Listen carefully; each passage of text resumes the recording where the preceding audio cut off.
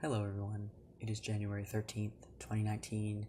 If you did not watch my last video, you will not know I am currently at a hotel in Montreal. I'm having stage 1 Phalloplasty on January 15th, which is Tuesday. So, like a day and a half from now.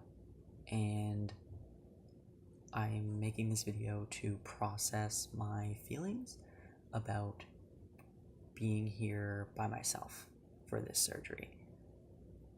I don't have anybody who came with me.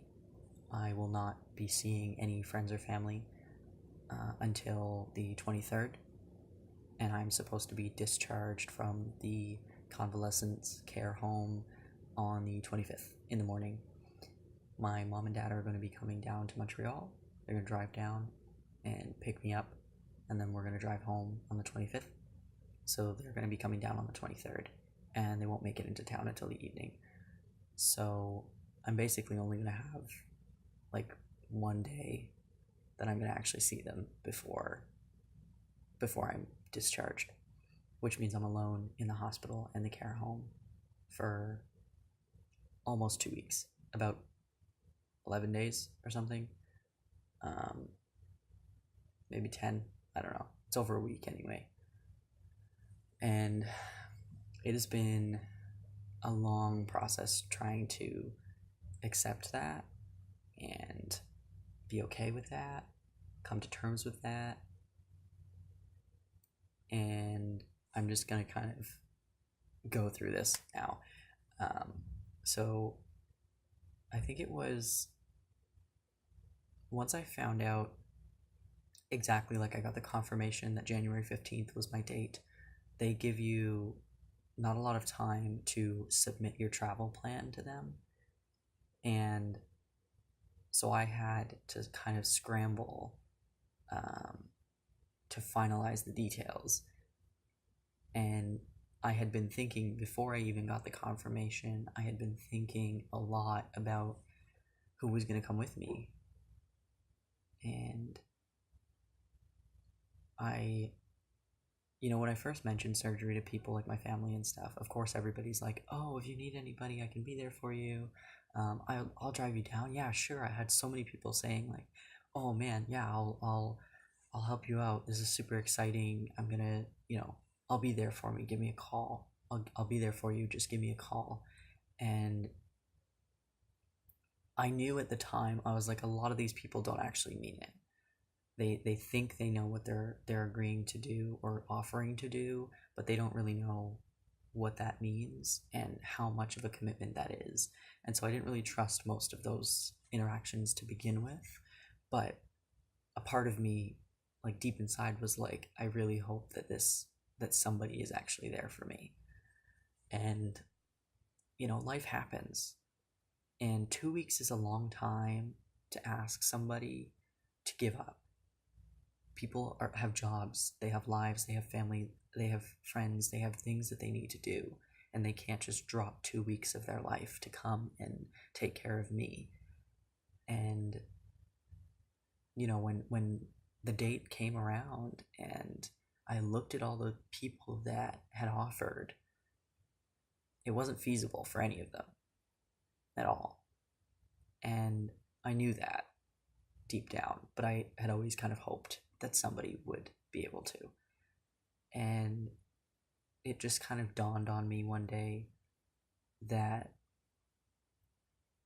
I realized I think I do have to do this alone. And I was really sad about it. And it was really weighing on me. And then I was scared to tell my parents, because my mom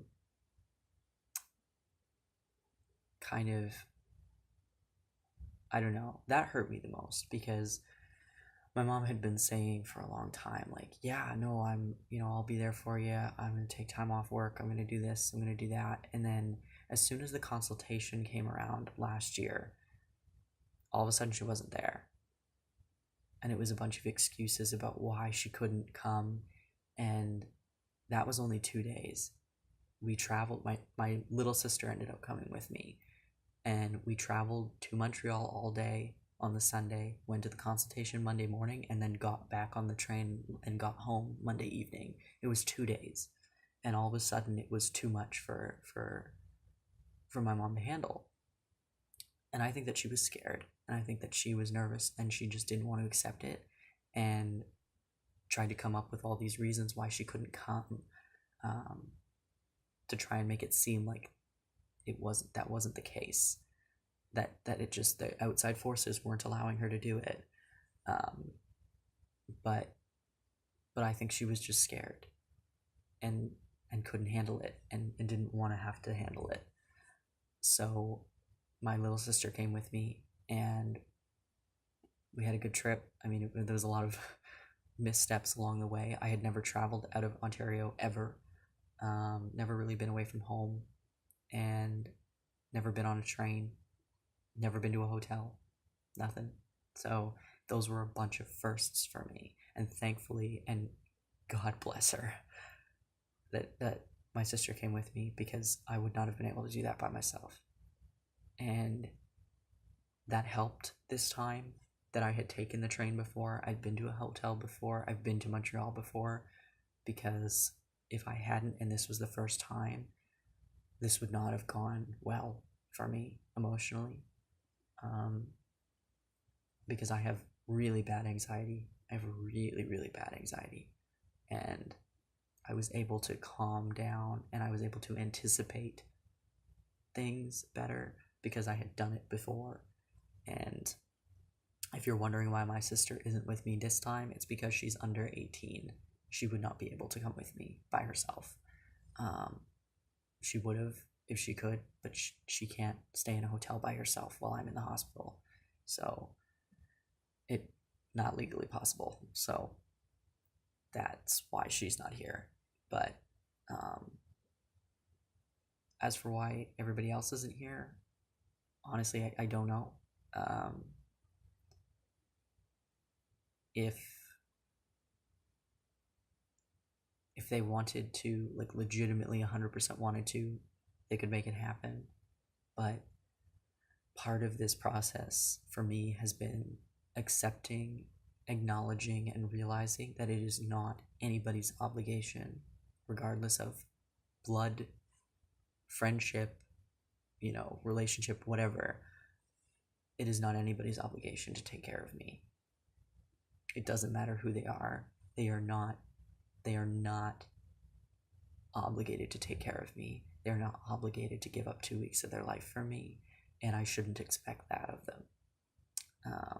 And that took a long time to accept and come to terms with and realize. I spent the past year really blaming my mom for not coming with me to the consultation. I didn't say anything to her. I haven't said anything to her about it. But internally, I've held it against her all year. And it didn't feel good. But I had to realize that she's not obligated to do that. It doesn't matter that I'm her son. It doesn't matter that I'm her kid, that she loves me, because she does. It doesn't matter that she accepts my transition, because she does. And that she'd been there by my side for all of my other surgeries, because she was. She is not obligated to be there by my side for this one, as much as I want her to be. And she hasn't, come out and said, no, I don't want to be there, or anything. I just think that she is very scared, and found, subconsciously, I think she found reasons why she couldn't come. And then logistically, for surgery, I had to weigh the pros and cons, and I looked at the cost of the train for me as a single person. To take the train one way to Montreal was just over $100, versus if I did find somebody to drive down with me, the cost of gas, the cost of the 407, which, if you don't know, is a toll highway,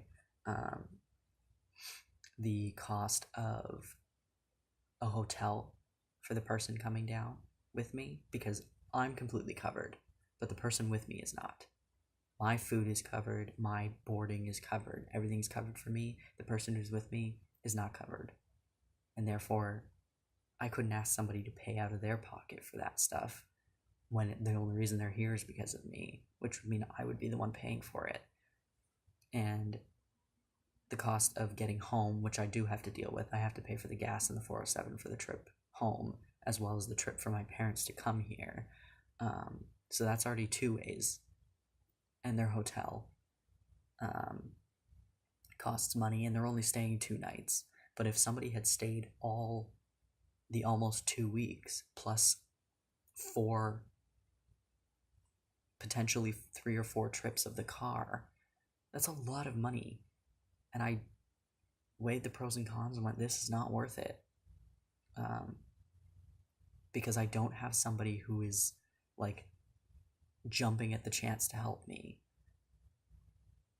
If I did have somebody who was like really adamant and I knew would be able to emotionally handle this, then yes, I would have had someone come with me. But I don't have anybody like that in my life who is able to do this, and that is okay. That's okay, and it has taken me a long time to realize that. The other thing is, like, this is a me thing.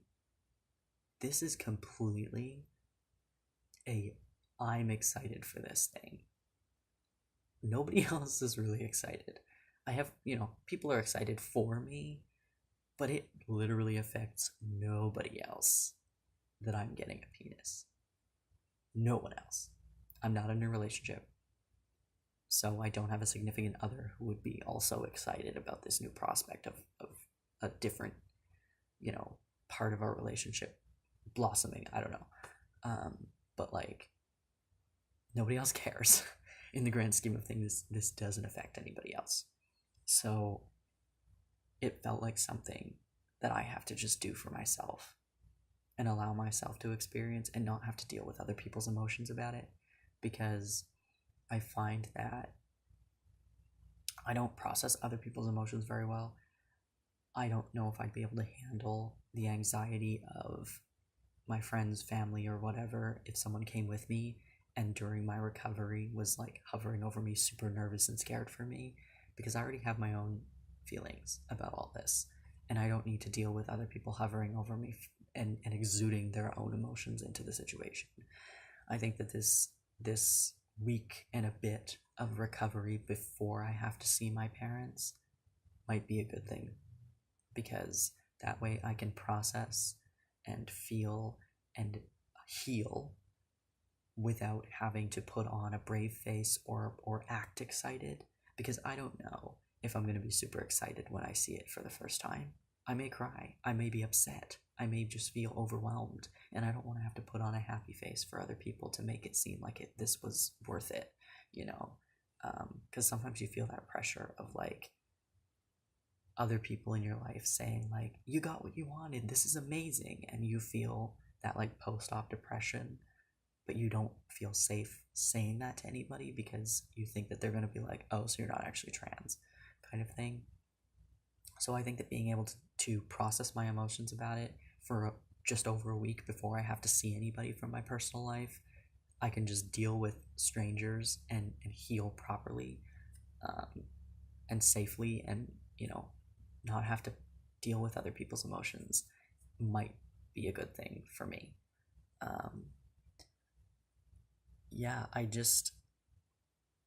I've been able to, I got here, I took a nice bath. I haven't taken a bath in over a decade, but I got a bath bomb and a face mask for Christmas from people, and so I came here and I brought it with me, and I took a nice relaxing bath and warmed up after being in the cold for a while, and I'm here and I can just deal with my own emotions instead of trying to make the person I'm with less anxious, which I feel like I tend to do.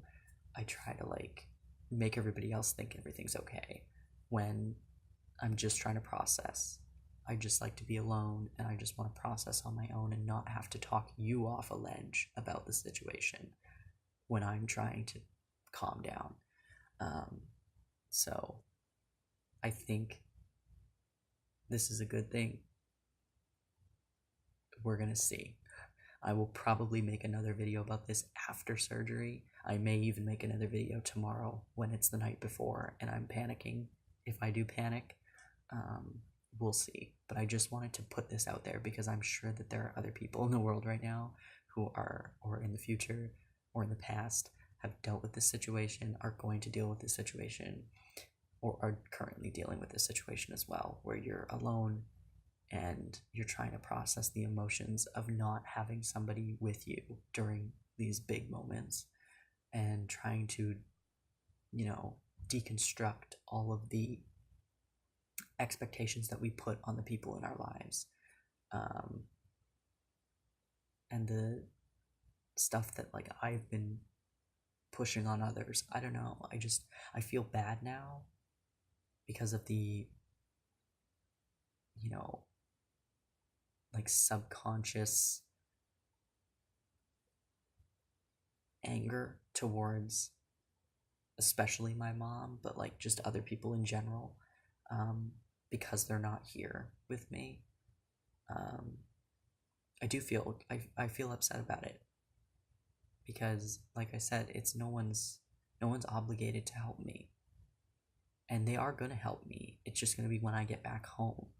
They couldn't come here, but they're gonna do what they can when I get back home, and that's the most important part. I'm covered here. There are nurses here that are going to do their jobs well, hopefully. But like, there are nurses here that are here to do their job and take care of me.